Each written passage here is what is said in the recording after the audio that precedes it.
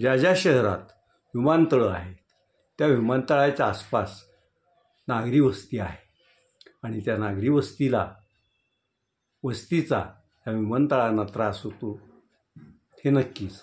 त्यामुळंच परवा पुणे येथील जिथं सैन्यदलाचं विमानतळ आहे तिथूनच नागरी प्रवासी वाहतूक पण होते. त्या विमानतळानजीकच्या अनेक इमारती महापालिका, विमान प्रशासन आणि पोलिसांच्या मदतीनं जमीनदोस्त करण्यात आलेले आहे. पुण्यातील येरवडा असो,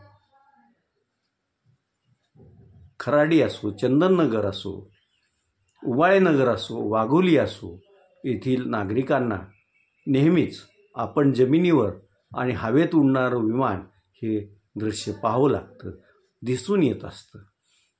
आणि ते विमानतळ सुरक्षित असावं, त्या विमानतळावरून उडणारी आणि तिथं येणारी विमानं सुरक्षितरित्या उतरावीत यासाठी आपलंही काहीतरी देणं लागतं हे सगळ्यांनी मनात ठाण मांडलं पाहिजे.